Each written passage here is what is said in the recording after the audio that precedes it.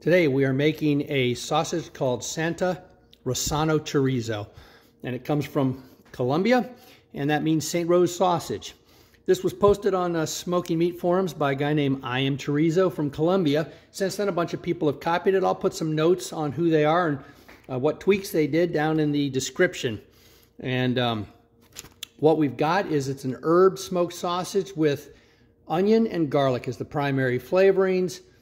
I-am-Chorizo added a little bit of cilantro. Everybody else went with it, so we'll stick with that. I got 2.65 pounds of pork butt on a 6mm grind, about 20% fat, and I'm going to go ahead and use a little bit of red wine, which is a tweak from SmokinEdge. Let's get started.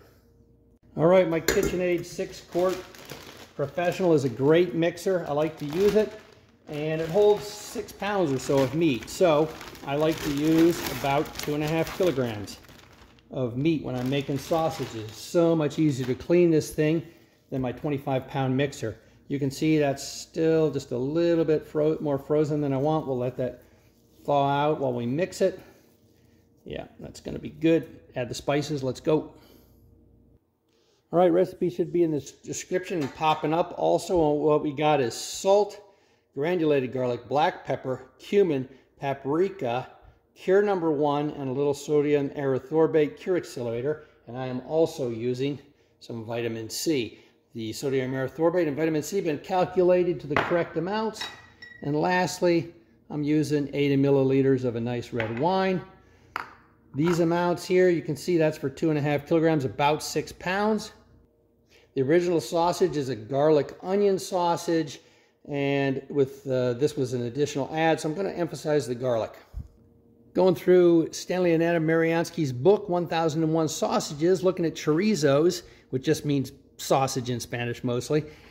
He has about 12 fresh chorizos and maybe 15 to 20 smoked chorizos. Looking at all of these, there's only one that is similar to the garlic onion profile in here, with just a little bit of paprika and cumin, and that is a fresh chorizo from Cuba. So I didn't see anything else that was close to this. It should be really interesting. All right, here we go, mixing it up.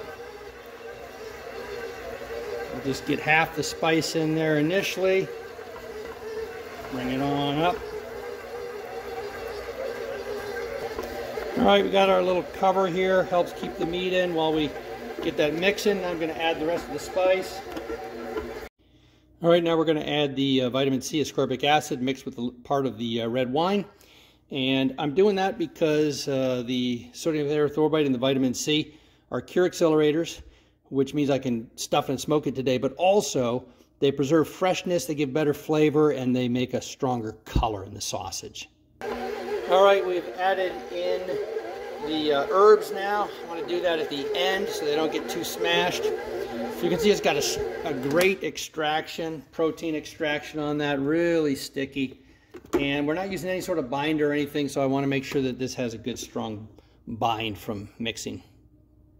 A little bit of oil spray on the sides. Lets the meat go through without sticking. Dump the meat in. So much easier. Boom, just pour it right in, falls right out of there into there. Your hands are perfectly clean still. Start running this with hot or lukewarm water so it doesn't stick. Put this in the refrigerator while we prep the rest. Before we stuff, quick wash up. Took me 10 seconds. Now I won't have anything sticky. And a quick sterilization of our counters. This is a Star San solution. It needs 60 seconds of contact time for sterilization. And we've already cleaned the counters, but this just ensures.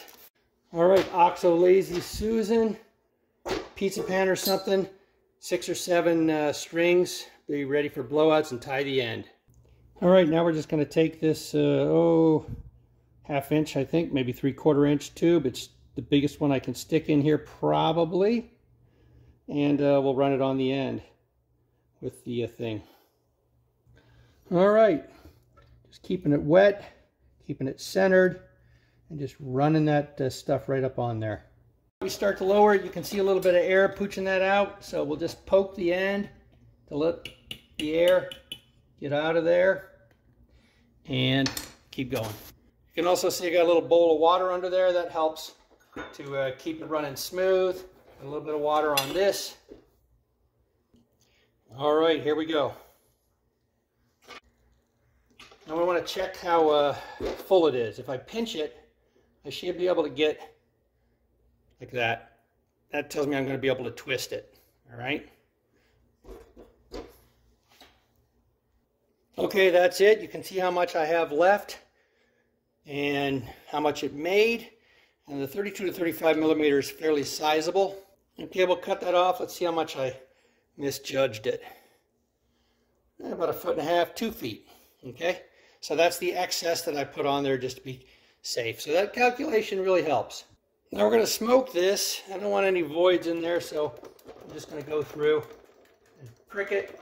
Okay, we clean that tube out by just getting ourselves a little plug of paper towel, sticking the next size tube in, pushing it all the way through. The meat just comes out in a nice tube. Grab a chopstick, shove it through at the end, mostly clean. These are fairly sizable. 35 millimeters, a big brat. And everybody likes an individual unit, so I'm going to make them about 6 or 7 inches long. And the way I'm going to do that is pinch in 2 places. All right. Pinch in 2 places, every other one, just pinch and then turn that one brat. And it helps to straighten it up when you do this. If you try to do it while it's curved, it'll pop. So I had one pop, one blowout. So I pinch carefully all the way down, and then with the casing straight, I twist it 3 times. Always go away from me. Doesn't matter which way, but always do it the same. And there we go. Now we'll do this one. All right, there it is. And you can see how much meat we end up having left over. I mean, it's a lot. All right, into the smoker. And I've got the probes in the Rosano sausage. That's going to come off first, and then I'll switch it to the bacon. I let it dry for about 20 minutes in this 95-degree Arizona dryness. That should be good. We'll hit the smoke. Okay, I'm using cherry wood for this, and I used about 2 handfuls like that. Doesn't take all that much wood. And that's going directly in. I got it set for 140. All right, Rosano chorizo, or St. Rose sausage. Halfway moment of truth. Let's see how that tastes. That's going to be a great sausage. When cooking, I always refer to the FSIS cooking guidelines for meat and poultry products. Appendix A, this is the time and temperature tables that tell you how long you have to cook something to what internal temperature to achieve pathogen lethality. Here's the table. Because sausages have a casing that holds the moisture in, all these temperatures are good. Here's the temperature. Here's the time for how long you need to cook it to kill all the germs.